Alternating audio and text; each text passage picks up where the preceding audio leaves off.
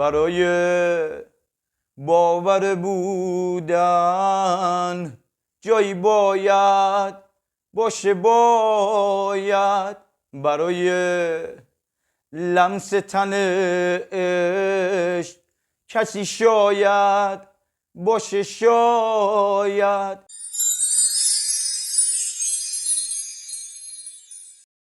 سلام عزیزان، امیدوارم هر جا که هستین حال دلتون عالی باشه. امروزم با یکی دیگه از ترانه‌های قدیمی از کانال سینما نوستالژی در خدمتتونم. ترانه‌ای که امروز براتون آماده کردم اسمش از پوست شیر. این ترانه در سال 1354 در فیلم ظبی عراکی با صدای جاودانه موسیقی ایران خونده میشه. ظبی عراکی به کارگردانی محمد متوسلانی و بازیگرانی همچون بهروز وثوقی، جمشید مشایخی، عنایت الله بخشی، آرام و حسن رضایی است. موسیقی این فیلم از واروژان و ترانه این فیلم از جاودانه موسیقی ایران ابی هستش که من اونو با صدای خودم براتون میخونم. تا آخر ویدیو با من همراه باشید و امیدوارم که خاطرات خوبی در دلتون زنده بشه. قلب تو قلب پرنده، پوست اما پوست شیر، زندون تنو رها کن ای پرنده پر بگیر.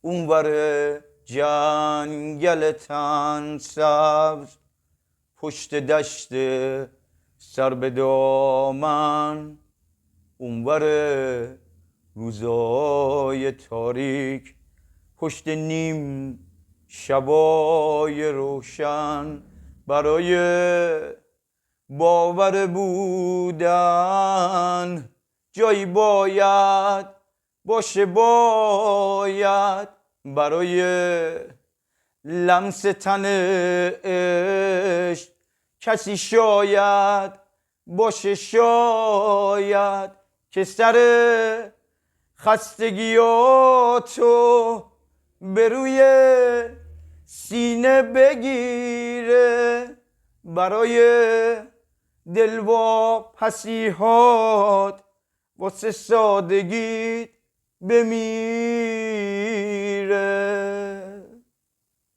قلب تو قلب پرنده، پوست اما پوست شیر، زندون تنو رها کن ای پرنده پر بگیر. حرف تنهایی قدیمی اما تلخ و سینه سوز، اولین و آخرین حرف هر روز و هنوز. تنهایی شاید یه راهیه تا بی نهایت، قصه همیشه تکرار، هجرت و هجرت. اما تو این راه که همراه جز هجوم خار و خس نیست، کسی شاید باشه، شاید کسی که دستاش قفس نیست. قلب تو قلب پرنده، پوست اما پوست شیر، زندون تنو رها کن ای پرنده پر بگیر. خب عزیزان، امیدوارم که از این موزیک ویدیو هم لذت برده باشین و خاطرات خوبی توی دلتون زنده شده باشه. کانال رو دنبال کنید تا از ویدیوهای بعدی با خبر بشین. خدا یار و نگهدارتون باشه.